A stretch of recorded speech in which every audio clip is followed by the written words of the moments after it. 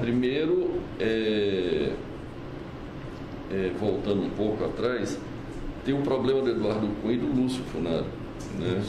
Que o Lúcio Funaro é o operador financeiro do Eduardo, do esquema PMDB da Câmara, né? O esquema PMDB da Câmara é composto pelo presidente Michel, Eduardo, enfim, alguns outros membros. Eu fui lá dizer que, olha, o Eduardo está preso, o Lúcio está preso, e a gente paga lá uma mensalidade para o Lúcio, até hoje, e...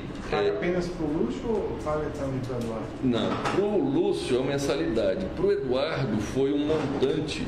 A gente, depois que ele foi preso, a gente pagou 5 milhões de um saldo de dívida que ele tinha créditos, supostos créditos, né, por ilícitos lá de propina, que tinha ficado num saldo anterior. Isso é relacionado àquele esquema do FI e FGTS? Não, esse era 20 milhões que é relacionado à renovação do incentivo da desoneração tributária do setor de frango, que na época o Eduardo Cunha tramitou essa prorrogação e pediu lá 20 milhões para que isso acontecesse. Enfim, na realidade eu achava que era 15, depois ele disse que era 20, então por isso ficou esse saldo de mais 5. E aí eu fui lá falar com o presidente exatamente isso, que tinha acabado o saldo do Eduardo, que eu tinha pago tudo, estava tudo em dia, mas tinha acabado.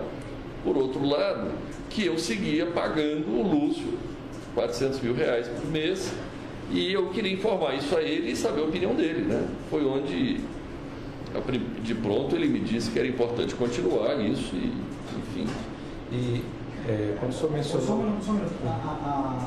O FGTS, a propina paga anterior, já tinha sido acertado? Já tinha, isso é uma planilha antiga que chegou a valores... Esses valores existiram, foram pagos. Sim. Era pago a propina do FGTS para o Eduardo Cunha, era paga através do Lúcio. Era a planilha que eu chamava de planilha do Lúcio, né? Naquilo se creditava tudo, seja relativa ao Ministério da Agricultura, seja relativa à Caixa Econômica, seja relativa a esses negócios da Câmara. Só para eu entender essa situação, esses valores mensais que o senhor paga e continua pagando isso ao Lúcio, e o valor que pagou ao Michel é para quê? Para garantir o silêncio deles? Qual é a razão disso? Então, agora, ultimamente, esse é que estava sendo o problema, é para garantir o silêncio dele, para manter eles calmos, né? Para manter o Lúcio calmo lá na penitenciária, e o Eduardo também, né? O calmo é o quê? Para eles não revelarem algum fato? Calmo, eu não sei como ficar calmo na cadeia, né? Mas para ficar em silêncio e não se revelarem, né? Enfim. Havia algum temor de que eles fizessem colaboração premiada, que eles Olha, eu sempre recebi sinais claros de que era importante mantê-los financeiramente, a família e tal, resolvidos, né? Esses sinais vieram de onde? Começou porque assim que ele foi preso, foi muito perto de... O presidente Michel já tinha assumido, né? Foi inicialmente através do Gedel, e aí, quando o Gedel foi investigado, não podia conversar mais com ele, eu fui lá falar com o presidente. E quando o senhor falou que estava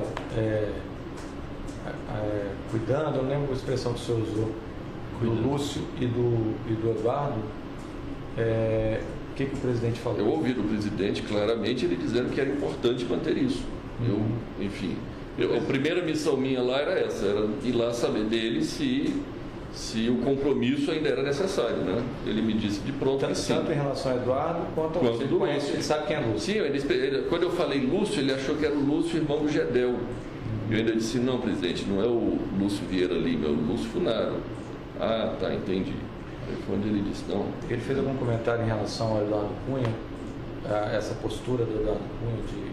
Ele fez um comentário, aquele questionário, que o Eduardo fica fustigando ele e tal. Eu entendi aquilo como um reforço à necessidade de eu manter, vamos dizer, financeiramente, né? Vamos dizer, porque o que eu entendo é que existe ali um grupo onde parte do grupo está preso, parte está no poder. Né? E o Eduardo, o presidente comenta alguma coisa, o Eduardo pretende que seja ajudado por alguém, que faça alguma coisa por ele? Ele me fez um comentário curioso que ele disse: o Eduardo quer que eu ajude ele no Supremo? Poxa, eu posso ajudar com 2, com 11 não dá. Eu também fiquei calado, ouvi ele, não sei como o presidente poderia ajudá-lo. Isso foi essa gravação. Tá. Depois dessa, mais uma coisa sobre essa. Nessa reunião, o senhor disse que tinha uma agenda de interesse. Então, a primeira coisa foi falar com ele que eu estava mantendo financeiramente os 2 e o quanto isso deveria continuar e tal. Ele me confirmou que seria importante. Aí eu passei para a segunda fase, para a segunda parte da minha reunião, que foi perguntar a ele quem seria o interlocutor, dado que Gedel tinha caído.